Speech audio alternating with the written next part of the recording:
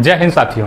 बहुत बार आप लोगों ने देखा होगा कि अगर आप लोगों के सामने कोई किसी को मार देता है या फिर गोली से मार देता है, कुछ भी कर देता है, तो आप कुछ नहीं करते हैं, करते भी हैं तो केवल बचा देते हैं। उसे सजा देने का अधिकार न आपको है न ही किसी पुलिसकर्मी को है। पुलिस भी क्या करती है, उसे बचाती है और अपराधी को पकड़ती है। सजा देने का अधिकार सिर्फ और सिर्फ कोर्ट को है, हमारी न्यायपालिका को है। उसके अलावा कोई भी साधारण व्यक्ति या फिर पुलिसकर्मी सजा नहीं दे सकता है।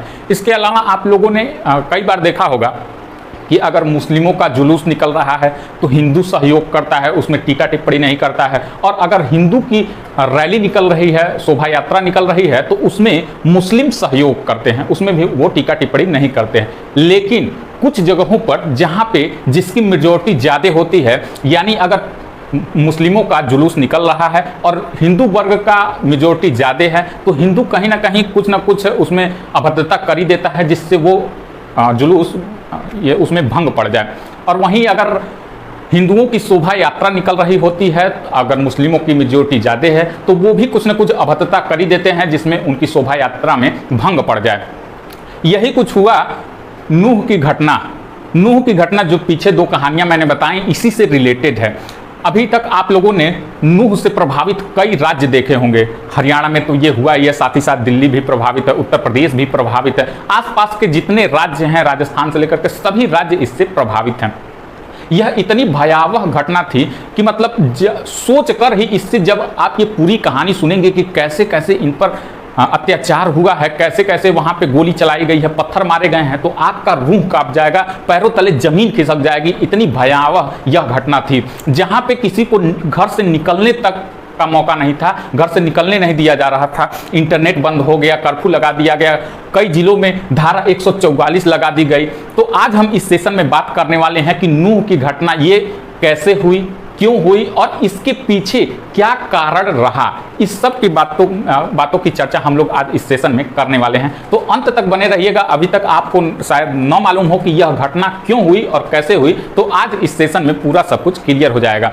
अगर हम बात करते हैं नूह घटना की, तो यह 31 जुलाई को यह घटना हुई थी। नूह कहाँ पे है? दिल्ली के एकदम सटे करीबी है हरियाणा का नूह, वहीं पे यह घटना हुई। और यह घटना इतना विकराल रूप ले लिया कि वहां पे इंटरनेट तक बंद कर दिया गया। नूह, परवल, फरीदाबाद, गुरुग्राम, ये 4 जिलों में इंटरनेट बंद कर दिया गया। वहीं 8 से 9 जिलों में धारा 144 लगा दी गई, जैसे रेवाड़ी, सोनीपत, पानीपत, महेंद्रगढ़, नूह, परवल, फरीदाबाद, गुरुग्राम, ये सब 144 धारा 144 लगा दी गई। इनसे घटना तो हुआ नूह में, लेकिन घटना बढ़ते इन सारे जिलों को प्रभावित कर दिया। वहीं नूह में कर्फ्यू लगा दिया गया था, अभी तक पूरा कर्फ्यू लगा हुआ है। हालांकि कल से यह थोड़ी सी 3 घंटे की मोहलत दी गई है। 1 बजे से 4 बजे तक छूट दी गई है कि अगर आपको मार्केट जाना है या फिर कुछ खरीदना है, दुकान से मेडिकल स्टोर जाना है, तो कुछ भी आप खरीद सकते हैं। मात्र 3 घंटे की छूट दे दी गई है। यह घटना इतना बड़ा रूप ले लिया कि इसकी जांच के लिए अलग से टीम बुलाई गई, अलग से फोर्स गठित किया गया, अलग से टीम बुलाई गई इसकी जांच के लिए।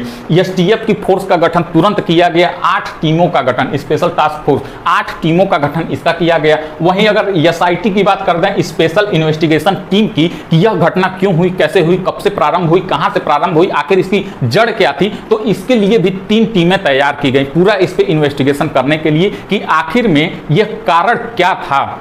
और साथियों, यह कारण एक दिन का कारण नहीं था, तात्कालिक कारण नहीं था, यह कहीं ना कहीं इतना प्री प्लान्ड कारण था कि अगर आप तत्कालिक कोई फैसला लेते हैं कि हम उन पे हमला करने जा रहे हैं, तो आप थोड़ी देर के बाद समाप्त हो जाएगा आपके पास जो भी हथियार, गोला बारूद रहेगा। लेकिन अगर यही प्री प्लान रहेगा कि इतने लोग यहाँ पे आएंगे, कैसे हम उन पे हमला करेंगे, कैसे क्या करेंगे, कहाँ से पत्थर लेके आएंगे, कितना पत्थर रहेगा, तो ये सब सारा ये जो घटना हुई है, ये एक तरह से कह लीजिए कि प्री प्लान घटना है, पूरी तरीके से नियोजित सुनियोजित घटना यह थी। वहीं 2 पुलिसकर्मियों के साथ साथ 6 लोगों की जान चली गई। वहीं 50 से अधिक पुलिसकर्मी इसमें घायल हो गए। साथ ही साथ 150 से अधिक गाड़ियां इसमें जला दी गई, जिसमें एक जज साहब की भी गाड़ी थी, फैमिली के साथ जा रहे थे, उनकी भी गाड़ी जला दी गई। जब यह घटना हुई तो वहाँ के school, college, coaching, mall, theatre, ये सारी चीज़ों को बंद कर दिया गया। यह घटना इतना बड़ा रूप ले चुकी है और अभी तक ये सारी चीज़ बंद हैं। लेकिन साथियों, बात ये उठता है कि आखिर में यह घटना हुई क्यों, कहाँ से हुई, कैसे हुई। अगर हम इस घटना पे अगर प्रकाश डालते हैं तो यह घटना हर साल विश्व हिंदू परिषद के द्वारा एक शोभा यात्रा निकलती है, ब्रजमंडल यात्रा निकलती है, और यह प्रत्येक साल कई वर्षों से चला आ रहा है। आप जानते होंगे कि यूपी से सटे ही है और यूपी मथुरा यहीं किनारे ही पड़ता है, वहीं के इसीलिए ब्रजमंडल यात्रा निकाला गया, शोभा यात्रा। यहाँ जो घटना हुई नूह के नलहरेश्वर मंदिर से, यहीं से यह यात्रा प्रारंभ हुई, नलहरेश्वर मंदिर से, और शिव मंदिर बटकली चौक शिव मंदिर से होते हुए इसको पुनहाना राधा कृष्ण मंदिर, ये इसको जाना था इस यात्रा को। लेकिन यह यात्रा अपना पूरा नहीं कर पाई, यह नलहरेश्वर मंदिर से निकली तो, लेकिन बटकली चौक शिव मंदिर पर जाते जाते इस पे आक्रमण हो गया। कैसे? अगर हम बात करते हैं नलहरेश्वर मंदिर की, तो यह मंदिर 3 ओर से पहाड़ियों से घिरा हुआ है और एक ही रास्ता है, और वो रास्ता शिव मंदिर से होते हुए राधा कृष्ण मंदिर तक जाता है। एक ही रास्ता है, 3 ओर से पहाड़ियों से घिरा यह मंदिर, अरावली की पहाड़ियों से घिरा हुआ है। रास्ते में ही शिव मंदिर के पास इन पे आक्रमण हो गया, अटैक हो गया। अब वहां पे क्या हो, वहां की जनता क्या है, 20%, मात्र 20% वहां की जनता हिंदू है और 80% वहां की जनता मुस्लिम है। हिंदुओं की यह यात्रा थी। अब मुस्लिम समुदाय इस पे पत्थर चलाने लगे, गोलियों से बौछार करने लगे। रोड के किनारे किनारे क्या है, पहाड़ी एरिया है, ऊपर से गोलियां चलाने लगे। 300-400 जो अवैध तरीके से रोहिंग्या वहां पे मकान बनवाए थे, उनको कल गिरा दिया गया। उसी मकान पे चढ़ के वहां से ईंट पत्थर ये सब चीज वहीं से फेंकने लगे। अगर आप नीचे किसी चीज को टारगेट करते हैं, ऊपर से किसी चीज को नीचे टारगेट करते हैं तो बहुत ही आसान हो जाता है, लेकिन नीचे से ऊपर टारगेट करना ये बहुत मुश्किल हो जाता है। तो ये जो अराजक तत्व थे, ये ऊपर से गोलियां चला रहे थे, पत्थर बरसा रहे थे, बम बरसा रहे थे, और इसमें इतनी यह भयावह घटना थी कि जनता के साथ साथ पुलिस कर्मियों को भी, वहां पे जो फोर्स लगी हुई थी उनको भी छुपना पड़ा, क्योंकि वो अपने सीमित हथियार के साथ, लाठी वगैरह के साथ, सीमित हथियार के साथ वहां पे यात्रा कर रहे थे। शोभा यात्रा के आगे पीछे बगल में खड़े थे, और सीमित पुलिसकर्मी भी थी, ज्यादा मात्रा में पुलिसकर्मी भी नहीं लगाए गए थे। ये इनकी सबसे बड़ी एक भूल थी, जो कि इनको पहले से आशंका हो गया था। कैसे, अभी आप लोगों को सब मालूम चल जाएगा कैसे इनको पहले से आशंका हो गया था। यह इसमें इतने लोग थे जो शोभा यात्रा के पीछे पीछे चल रहे थे। अचानक से नलहरेश्वर मंदिर के पुजारी ने बताया कि 3 बजे तक सारा कुछ सब कुछ ठीक चल रहा था। अचानक से उधर से श्रद्धालु भागे भागे चले आ रहे थे। उनसे पूछा गया कि आखिर में क्या हुआ है, तो उन्होंने सारी घटनाओं का व्याख्या किया कि हमारे ऊपर गोलियां चलाई जा रही हैं, पत्थर बरसाए जा रहे हैं।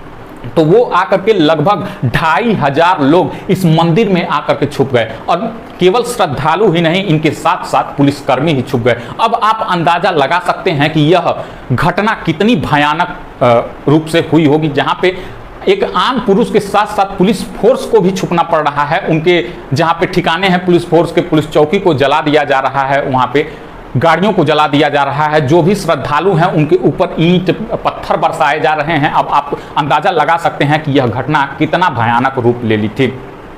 अब इसी घटना को लेकर के 2 गुटों में, एक तरीके से 2 गुटों में अब ये मतभेद पैदा होकर के अब 2 गुटों में ये रूप ले लिया है। और ये इन सब जिलों में जो प्रभाव देखने को मिल रहा है, ये इसी का प्रभाव है, 2 गुटों का प्रभाव, हिंदू और मुस्लिम का प्रभाव। जो कि घटना हुई एक जगह पे, लेकिन उसका प्रभाव पूरे राज्य में देखने को मिल रहा है। अब हम बात करते हैं कि यह घटना कैसे रुकी। तो ऊपर से गोलियां बरसा रहे थे, पत्थर बरसा रहे थे, तो रास्ते में इनकी गाड़ियां जला दी गई थी। उधर से जो स्पेशल फोर्स भेजे गए तत्कालीन समय पे, उनको आने के लिए रास्ता नहीं मिल रहा था। अब वो भी कैद हो गए, नहीं आ पा रहे थे। अब 2-2.5 किलोमीटर का रास्ता है, 2-2.5 किलोमीटर आने में भी, पैदल आने में भी समय लग जाएगा। कुछ साधारण मतलब सादी वर्दी में AK-47 लेकर के कर्मियों को भेजा गया, वहां पे भेजा गया, और वो साधारण वर्दी वाले फोर्स वहां पे AK-47 राइफल लेकर के अब नीचे से वार करना शुरू किए। तब जाकर के जो अराजक तत्व थे वो पीछे हटे और अपना गोला बारूद जो पत्थर था वो बंद किए और गोली चलाना बंद किए। लेकिन तत्कालीन समय पे बंद तो हो गया, लेकिन वह पूरा इलाका कह लीजिए एक तरह से दहशत में पूरा इलाका था। अभी तक वहां पे कर्फ्यू लगाए गए हैं। इसके साथ साथ तमाम जिलों में अभी तक हिंदू और मुस्लिम को लेकर के विवाद हो ही रहा है। अभी कल की ही बात है, 2-3 दुकानों के मालिक का दुकान तोड़ दिया गया, उनके रहते हुए दुकान तोड़ दिया गया। क्यों ऐसा हुआ? क्योंकि वो इस पे बयान दे दिए थे, कुछ उल्टा सीधा बयान दे दिए थे। एक गाड़ी वाले शोरूम से 100 गाड़ियां वहां से चुरा ली गई। यदि हम बात करते हैं कि जो समाचार पत्रों और न्यूज रिपोर्टरों के बिहाफ पे क्या तात्कालिक कारण थी जो ये घटना हुई, तो एक कारण, हालांकि इस पे टीमें गठित की गई हैं, इस पे इन्वेस्टिगेशन चल रहा है, इस पे इन्वेस्टिगेशन के लिए स्पेशल फोर्स भी लगाए गए हैं, टीमें जांच कर रही हैं कि आखिर में क्या कारण था। लेकिन एक रीजन निकल करके आ रहा है, जो कि एक मोनू यादव नाम का आदमी है, जो अपना नाम बताता है मोनू मानेसर। मोनू मानेसर वहाँ का जिला है। अब कुछ लोग क्या करते हैं, अपने नाम के आगे जिला का नाम लगा लेते हैं ताकि उनका प्रभाव दिखता रहे। भारी भरकम उनके नाम से कोई नाम ले रहा है, मोनू मानेसर। जैसे एक मेरे चाचा जी हैं आनंद सिंह, वो रहते तो हैं कानपुर में, लेकिन अपने नाम के आगे लिखते हैं आनंद सिंह गोरखपुर, जैसे भारीपन लगे, इसीलिए लोग नाम के आगे जिला का नाम लगा लेते हैं। इसी तरीके से ये मोनू यादव है, लेकिन नाम के आगे मानेसर लगा लेता है। लोग इसको मोनू मानेसर के नाम से जानते हैं। और यह क्या है? यह बजरंग दल का आदमी है। यह अपने को बजरंग दल का बताता है। कहीं भी गौ तस्करी होती रहती है, ये पुलिस को रिपोर्ट करता है, ये मोनू मानेसर। और इसके साथ साथ मोहित यादव, ये दोनों लोग क्या करते हैं, कहीं गौ तस्करी हो रही है, कहीं हिंदुओं पे अत्याचार हो रहा है, कहीं कुछ अराजक तत्व दिख गए, तो ये लोग क्या करते हैं, पुलिस को इन्फॉर्म करते हैं। लेकिन कुछ दिनों से मोनू मानेसर पर कत्ल का इल्जाम लगा हुआ है। और वो किनके कत्ल का इल्जाम है? तो नासिर और जुनैद के कत्ल का इल्जाम लगा हुआ है। और नासिर और जुनैद कहाँ के हैं? राजस्थान के हैं। क्या रीजन था? तो यह गौ तस्करी कर रहे थे, तो उसी गौ तस्करी में ऐसा आरोप इन पर लगाया गया है कि मोनू मानेसर ने गौ तस्करी ये लोग कर रहे थे और उसी में इनकी हत्या कर दी। जो सबसे पहले मैंने कहानी बताई है कि गलती चाहे आदमी कर रहा है, लेकिन सजा देने का अधिकार सिर्फ और सिर्फ किसको है? कोर्ट को है। तो ऐसा कहा जा रहा है कि इनकी हत्या मोनू मानेसर ने कर दी, जबकि इसके कबूलनामे में अगर देखिएगा तो इन्होंने बिल्कुल भी कबूल नहीं किया है। इन्होंने नकार दिया है कि मैंने इनकी हत्या की है। अब इनका एक वीडियो वायरल होता है, जब ये शोभा यात्रा निकलनी थी तो इनका एक वीडियो वायरल होता है कि जब ये शोभा यात्रा निकलेगी तो मैं भी इस शोभा यात्रा में आऊँगा। हालांकि इनके पीछे अभी राजस्थान पुलिस भी पड़ी हुई है और हरियाणा की पुलिस भी लगी हुई है। लेकिन बात ये उठता है कि केवल मात्र इनके वीडियो से यह इतना बवाल खड़ा हो गया। क्या थे उनके वीडियो में? तो इनके वीडियो में ये था कि मैं भी इस शोभा यात्रा में शामिल होऊंगा। कुछ ऐसी अभद्र और बातें की गई जिससे मुस्लिम समुदाय को ये लगा कि ये मुझे चुनौती दे रहे हैं कि मैं यहाँ आऊँगा, तुमको जो करना है वो कर लो, क्योंकि इन पर 2 मुस्लिमों के गौ तस्करी में हत्या का आरोप लगा हुआ है। अब यही बात मुस्लिमों को खटकी और वो प्री प्लान्ड हुए। ये घटना 1 दिन की 2 दिन की नहीं थी। मैंने आपसे शुरू में ही कह दिया कि ये घटना 1 दिन की 2 दिन की नहीं थी। ये पहले से पूरा प्लान किया गया था कि हाँ, हमको कहाँ से हथियार उठाना है। अंदर ही अंदर पुलिस के चुपके, जनता के चुपके पूरा प्लान हो रहा था। हर साल होता है शोभा यात्रा कि कहाँ से ये लोग निकलेंगे, कब निकलेंगे, कैसे, किसको कब वार करना है, कहाँ से वार करना है, कौन कहाँ पे रहेगा, सारा कुछ प्लान था। किसके छत पर कितना पत्थर रहेगा, पहले से ही पत्थर पहुंचा दिए गए थे ताकि ऊपर से मारने में आसानी हो शोभा यात्रा पर। सोच लीजिए।